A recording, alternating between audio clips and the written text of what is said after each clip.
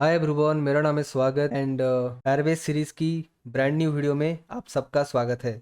और इस वीडियो में हम लोग फायरबेस रियल टाइम डेटाबेस के बारे में बात करेंगे, जिसमें हम लोग रियल टाइम डेटाबेस क्या होता है और उसमें डेटा किस तरह से स्टोर किए जाते हैं, मतलब डेटा की स्ट्रक्चर क्या होती है, सबके बारे में बात करेंगे। तो पहले हम एक बेसिक डेटाबेस के बारे में डिस्कस कर लेते हैं। अगर आप चाहें तो इस पार्ट को आप स्किप कर सकते हो। डेटाबेस आपका वो जगह है जहाँ पर आपकी एप्लीकेशन की डेटा स्टोर किए जाते हैं। तो जैसे कि आपने एक चैटिंग एप्लीकेशन बनाया है, तो उसमें जो डेटा स्टोर किए जाते हैं, जैसे कि sender details, receiver details, messages, message time, ये सारे डेटा आपकी डेटाबेस में स्टोर किए जाते हैं। अब डेटाबेस में जनरली दो तरह के ऑपरेशंस किए जाते हैं। एक होता है रीड ऑपरेशन और एक होता है राइट ऑपरेशन। लेकिन राइट ऑपरेशन डिवाइड किए जाते हैं तीन सेपरेट ऑपरेशंस में। एक होता है create and then update and then delete. तो ओवरऑली आपका यहाँ पे चार तरह के ऑपरेशंस डेटाबेस पे किए जाते हैं: create, read, update and delete, जिसको हम शॉर्ट में क्रड ऑपरेशन भी बोलते हैं। तो अब सीधा चलते हैं फायरबेस की कंसोल पे एंड अपने डेमो प्रोजेक्ट के अंदर चलते हैं। तो प्रोजेक्ट के अंदर आते ही आपको यहाँ पे दो तरह की डेटाबेस फायरबेस का देखने को मिलेगा। एक होता है फायर स्टोर डेटाबेस और एक होता है रियल टाइम डेटाबेस। तो आप फायर स्टोर डेटाबेस में आपकी डेटा स्टोर करना चाहते हो या फिर रियल टाइम डेटाबेस में आपकी डेटा स्टोर करना चाहते हो, ये टोटली आपके ऊपर डिपेंड करता है। फिर भी इन दोनों में से किसको कब चूज़ करना चाहिए, इसके बारे में हम एक सेपरेट वीडियो बना सकते हैं।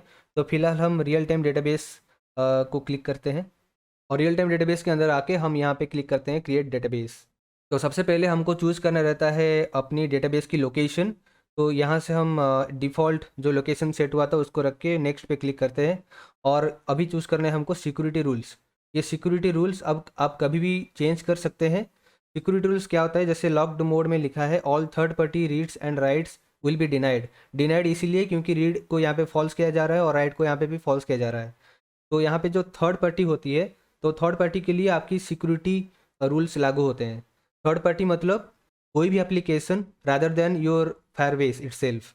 अगर आपने अपना एक एप्लीकेशन बनाया है और उस एप्लीकेशन के थ्रू आप रियल टाइम डेटाबेस में डेटा रीड और राइट कराना चाहते हैं, तो वो एप्लीकेशन भी एक थर्ड पार्टी एप्लीकेशन ही होगा। तो ये जो रूल्स होते हैं वो थर्ड पार्टी एप्लीकेशंस के ऊपर लागू किए जाते हैं। और एक होता है टेस्ट मोड। तो टेस्ट मोड पे कोई भी थर्ड पार्टी एप्लीकेशन को 30 दिन तक की रीड और राइट एक्सेस मिलती है, starting from the day when you create the database. तो हम टेस्ट मोड पे क्लिक करके हम यहाँ पे एनेबल पे क्लिक करते हैं। तो एनेबल पे क्लिक करते ही आपकी डेटाबेस यहाँ पे बन चुका है।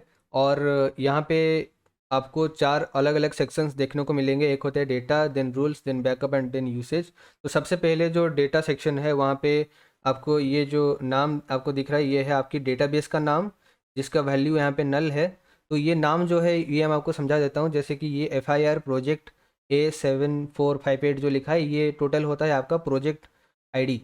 तो प्रोजेक्ट आईडी को चेक करने के लिए आप प्रोजेक्ट सेटिंग्स पे जाके आप प्रोजेक्ट आईडी को चेक कर सकते हैं। देन यहाँ पे लिखा है default and then RTDB। RTDB मतलब रियल टाइम डेटाबेस। तो इस तरह से फायरबेस ने आपका एक डिफ़ॉल्ट डेटाबेस बना के दिया है और उसका नाम कुछ इस तरह से रखा है। तो जैसे कि मैंने पहले भी कहा था, डेटाबेस में चार तरह के ऑपरेशंस किए जाते हैं। तो वो जो चार तरह के ऑपरेशंस रहते हैं, create, read, update and delete, वो सारे ऑपरेशंस आप यहाँ से भी कर सकते हैं। तो यहाँ पे पूरा आपको डेटा के साथ इंटरेक्ट करने की ऑप्शन यहाँ पे मिलता है। तो रियल टाइम में जो डेटा स्टोर किए जाते हैं वो आपका जेसन स्ट्रक्चर होता है। जेसन यानी कि जावास्क्रिप्ट ऑब्जेक्ट नोटेशन। अगर आपको जेसन के बारे में जानकारी नहीं है तो मैं बता देता हूँ कि जावास्क्रिप्ट में जिस तरह से ऑब्जेक्ट लिखे जाते हैं, बेसिकली उसी फॉर्मेट में जेसन में हम डेटा को स्टोर कर सकते हैं। तो जावास्क्रिप्ट में ऑब्जेक्ट लिखने के लिए हम यहाँ पे इस्तेमाल करते हैं कर्ली ब्रेसेस की, open and close curly braces. ये open and close curly braces indicate करते हैं कि ये एक ऑब्जेक्ट है। फिलहाल अभी ये जो ऑब्जेक्ट है ये है आपका एम्प्टी ऑब्जेक्ट, क्योंकि इसके अंदर कोई वैल्यू नहीं लिखा है। ये एम्प्टी ऑब्जेक्ट को आप और एक वैल्यू से रिप्रेजेंट कर सकते हैं जिसका नाम होता है नल। बट जावास्क्रिप्ट में नल और एम्प्टी ऑब्जेक्ट दोनों अलग अलग वैल्यूज़ होते हैं। तो जैसे कि अगर आप अपनी रियल टाइम डेटाबेस पे यहाँ पे आएंगे तो आप देख सकते हैं कि आपका जो डेटाबेस का नाम है उसके साथ में ये नल वैल्यू जुड़ा है। जावास्क्रिप्ट में नल का जो टाइप होता है वो होता है ऑब्जेक्ट टाइप। तो यहाँ पे नल वैल्यू स्टोर है, मतलब इसका जो टाइप है ये अभी ऑब्जेक्ट टाइप है।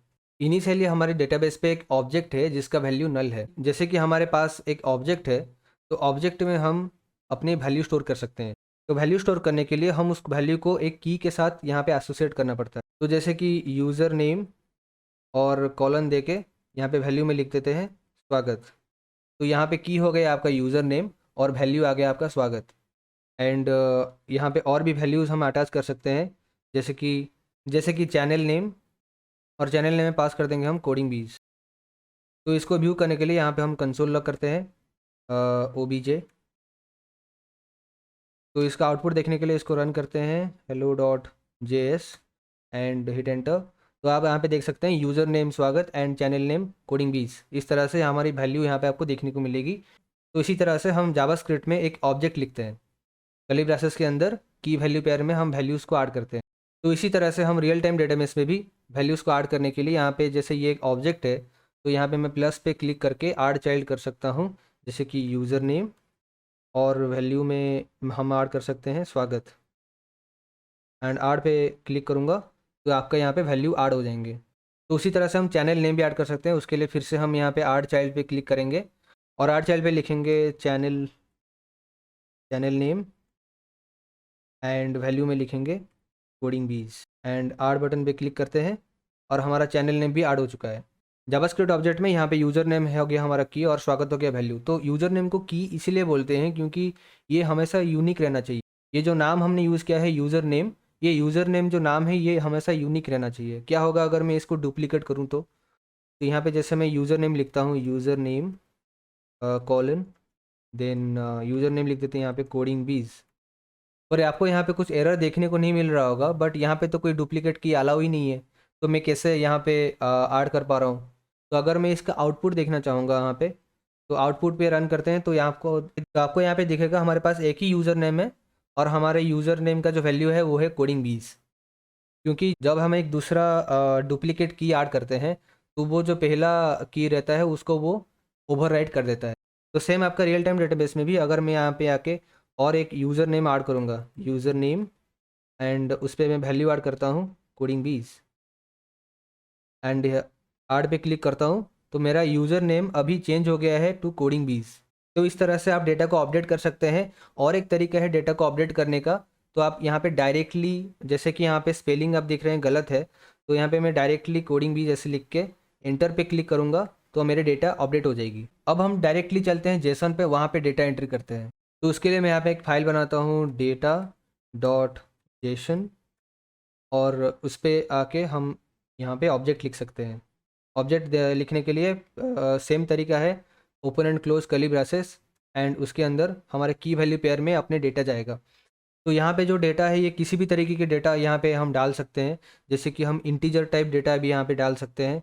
तो इंटीजर टाइप डेटा डालने के लिए मैं यहाँ पे इंटीजर दे देता हूँ मेरा की, और वैल्यू में कुछ इंटीजर टाइप वैल्यू में यहाँ पे डाल देता हूँ, और स्ट्रिंग भी डाल सकते हैं। तो स्ट्रिंग दे देता हूँ की, एंड वैल्यू में एक स्ट्रिंग डाल देते हैं जैसे कि स्वागत। और यहाँ पे फिर हम बुलियन वैल्यू भी डाल सकते हैं, तो बुलियन, और वैल्यू में हम देते थे ट्रू। और वैसे ही आरे भी डाल सकते हैं, तो आरे भी डाल देते हैं यहाँ पे। आरे आरे में जाएगा लेट्स से कुछ वैल्यूज़, एंड अगेन जैसे कि मैंने बोला था इसमें कुछ भी वैल्यू जा सकता है। तो एक ऑब्जेक्ट के अंदर हम और भी ऑब्जेक्ट्स ऐड कर सकते हैं, जैसे कि यहाँ पे ऑब्जेक्ट और एक ऐड करूँगा ऑब्जेक्ट, एंड इस पर लिखूँगा मैं, और एक ऑब्जेक्ट ऐड करते हैं तो कर्ली ब्रेसेस दूंगा मैं ओपन एंड क्लोज। तो इस पर मैं फिर वैल्यू ऐड कर सकता हूँ। तो जो चीज़ें मैं यहाँ पे लिखा हूँ तो सेम चीज़ें मैं इसके अंदर डाल देता हूँ।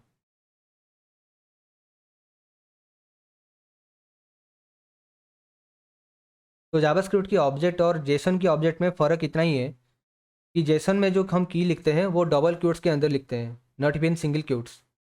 तो और जावास्क्रिप्ट में जो ऑब्जेक्ट लिखते हैं उसका की को हम डबल क्वोट्स में भी लिख सकते हैं, सिंगल क्वोट्स में भी लिख सकते हैं, और फिर बिना किसी डबल क्वोट्स और सिंगल क्वोट्स के भी लिख सकते हैं। तो वहाँ पे कुछ भी चलेगा, बट यहाँ पे आपको ये पैटर्न आपको फॉलो करने होंगे। डबल क्वोट्स के अंदर की लिखना होगा, और यहाँ पे आप वैल्यू कुछ भी डाल सकते हैं। तो ये वैल्यू डालने के बाद हम इसको सेव करते हैं। हमारा जेसन अभी बन चुका है। तो अब हम आते हैं हमारे फायरबेस प्रोजेक्ट पे, और यहाँ पे आपको इंपोर्ट जेसन की ऑप्शन देखने को मिलेगी। तो इंपोर्ट जेसन की ऑप्शन पे क्लिक करते हैं और ब्राउज करते हैं अपनी फ़ाइल को, और डेटा डॉट जेसन को यहाँ पे सिलेक्ट करता हूँ, और इंपोर्ट पे क्लिक करते ही जो भी मेरा जेसन की जो डेटा था यहाँ पे आ चुका है। और अगर देखेंगे तो इसके अंदर हमारे ये वैल्यू स्टोर हो चुके हैं, और यहाँ पे और एक ऑब्जेक्ट बन चुका है। और ऑब्जेक्ट के अंदर फिर से यहाँ पे मेरी जो वैल्यूज़ हैं array boolean integer and string, ये सारे वैल्यूज़ भी आ चुके हैं। अगर array को हम ऐसे खोल के देखेंगे तो arrays के अंदर जो इंडेक्स होते हैं वो एज ए की यहाँ पे लिया गया है और उसकी वैल्यूज़, array की वैल्यूज़ यहाँ पे वैल्यूज़ में स्टोर हुए हैं। तो इसी तरह से हम जेसन को इंपोर्ट भी कर सकते हैं और एक्सपोर्ट भी कर सकते हैं। अगर एक्सपोर्ट पे जेसन पे क्लिक करेंगे तो आपका जो जेसन है वो डाउनलोड हो जाएगा, तो आप इसको ओपन भी कर सकते हैं। और ओपन करके आप देख सकते हैं कि यहाँ पे हमारा जो स्ट्रक्चर था बिल्कुल सेम स्ट्रक्चर यहाँ पे आ चुका है। अब यहाँ पे और एक चीज़ आपको दिखाता हूँ। जैसे यहाँ पे आपको डिलीट की ऑप्शन दिख रही होगी, तो डिलीट के ऑप्शन पे आप यहाँ पे क्लिक कीजिए और ये आपको बताएगा कि all the data at this location including nested data will be permanently deleted. तो डिलीट करते हैं। तो इस तरह से आप एक डिलीट ऑपरेशन भी यहाँ से परफॉर्म कर सकते हैं। तो सारे के सारे डेटा अभी यहाँ से डिलीट हो चुका है। तो जैसे कि यहाँ पे एक नल वैल्यू यहाँ पे स्टोर किया गया है, नल मतलब ऑब्जेक्ट। तो ये एक ऑब्जेक्ट है, तो इसीलिए मैं इसके साथ चाइल्ड ऐड कर सकता हूँ। अगर ये ऑब्जेक्ट को हटा के मैं यहाँ पे कुछ नॉर्मल वैल्यू स्टोर करता हूँ और एंटर पे क्लिक करता हूँ, तो आप देख सकते हैं कि और मेरे पास ये ऐड चाइल्ड की ऑप्शन नहीं आ रही है, क्योंकि मेरा जो बेस लोकेशन है वहाँ पे कोई ऑब्जेक्ट स्टोर नहीं है। तो ऑब्जेक्ट स्टोर होता है तो उसके अंदर हम चाइल्ड ऐड कर सकते हैं। जैसे कि एक नॉर्मल सा वैल्यू है, तो नॉर्मल सा वैल्यू के अंदर तो हम कोई चाइल्ड ऐड नहीं कर सकते। तो इसको अगेन हम नल पे कन्वर्ट कर लेते हैं। बट नल पे कन्वर्ट करने का और एक तरीका है। जैसे मैंने बताया था एम्प्टी स्ट्रिंग, हम एम्प्टी ऑब्जेक्ट हम पास कर सकते हैं। तो एम्प्टी ऑब्जेक्ट पास करके देखते हैं। जैसे ही मैं एंटर पे क्लिक करता हूँ तो आप देख सकते हैं कि वो रिप्लेस हो चुके हैं हमारे नल से। यहाँ पे फायरबेस एम्प्टी ऑब्जेक्ट और नल को एक ही मानता है, बट जावास्क्रिप्ट ये नहीं मानता। जावास्क्रिप्ट में एम्प्टी ऑब्जेक्ट अलग होता है और नल का वैल्यू अलग होता है। तो यहाँ पे अब हम ऐड चाइल्ड पे क्लिक कर सकते हैं और यहाँ पे मैं जैसे कि यूज़र ऐड कर सकता हूँ और यूज़र पे मैं और भी चाइल्ड ऐड कर सकता हूँ। जैसे कि मैं चाइल्ड ऐड करता हूँ तो मेरा वैल्यू वाला ऑप्शन चला गया, क्योंकि अभी ये यूज़र की पे मेरा एक ऑब्जेक्ट का वैल्यू स्टोर हुआ है। तो इसी तरह से यहाँ पे फिर मैं यूज़र 1 दे सकता हूँ और वैल्यू ऐड ना करके फिर से मैं यहाँ पे ऑब्जेक्ट ऐड कर लूँगा, यहाँ पे ऐड चाइल्ड। तो ऐड चाइल्ड पे मैं ऐड करता हूँ यूज़र नेम। जैसे कि यूज़र नेम पे हम दे देंगे स्वागत एंड ऐड करेंगे। तो हमारा ये इस तरह से ऐड हो चुका है। तो जैसे जावास्क्रिप्ट में एक ऑब्जेक्ट को लिखा जाता है, सेम तरीके से हम यहाँ पे एक ट्री बनाए हुए हैं, user 1 and then user name. और एक तरीका है यहाँ पे डेटा को ऐड करने का, और वो तरीका है लोकेशन के बेसिस पे ऐड करना। तो लोकेशन के बेसिस पे ऐड करने का मतलब है, अगर मैं यहाँ पे डिलीट बटन पे क्लिक करता हूँ तो आपको यहाँ पे डेटा की लोकेशन दिख रही होगी, जिस लोकेशन से हम डेटा को डिलीट कर रहे हैं। तो यूज़र/यूज़र 1 देन यूज़र नेम। तो यहाँ पे ये लोकेशन जो होता है, इस लोकेशन के थ्रू हम डेटा को ऐड कर सकते हैं।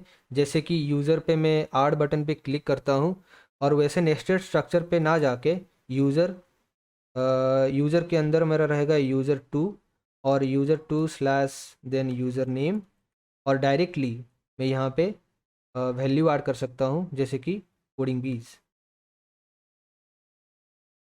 और ऐड बटन पे क्लिक करूँगा तो आप देख सकते हैं कि यूज़र के नीचे मेरा यूज़र 2 बन चुका है और उस पर यूज़र नेम आगे आ चुका है कोडिंग बीज। तो जैसे कि मैंने यूज़र पे रह के यहाँ पे चाइल्ड ऐड किया और वहाँ पे मैंने यूज़र 2 स्लैश यूज़र नेम दिया, बट अगर मैं बेस लोकेशन पे चाइल्ड ऐड करूँगा तो मुझे ऑल द वे यूज़र से जाना पड़ेगा, यूज़र/यूज़र 3 और then user name. And user name पे हम दे देंगे जैसे कि जस्ट कोडिंग। एंड आर्ट पे क्लिक करता हूँ और अगेन मेरा यूज़र 3 बन चुका है और यूज़र 3 पे यूज़र नेम आ चुका है जस्ट कोडिंग। तो इस तरह से हम यहाँ पे डेटा को ऐड कर सकते हैं by location reference.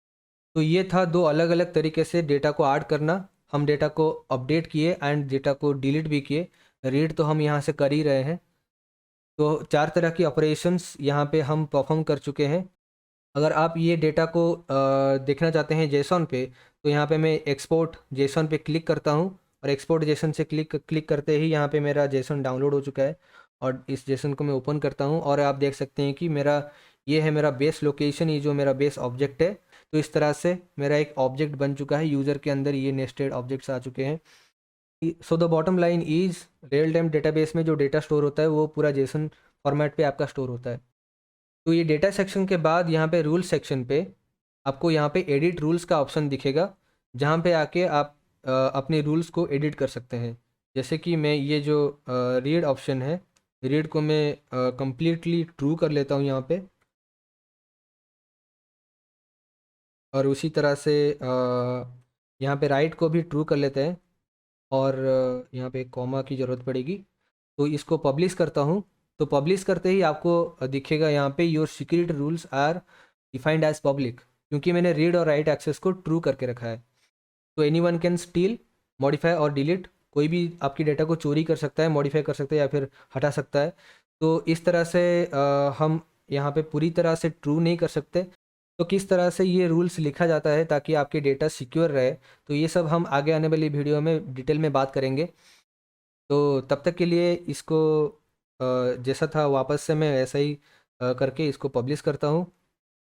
And then backups पे चलते हैं। और अगर बैकअप्स पे आएंगे तो यहाँ से आप डेटा को बैकअप कर सकते हैं। अगर आप चाहते हो कि डेटा को कहीं एक रिमोट स्टोरेज पे, क्लाउड स्टोरेज पे आप डेटा को बैकअप करो, तो यहाँ से आप बैकअप कर सकते हो। बट बैकअप करने के लिए आपको एक पेड प्लान लेना होगा। Currently we have our Spark plan, जो कि एक फ्री प्लान है।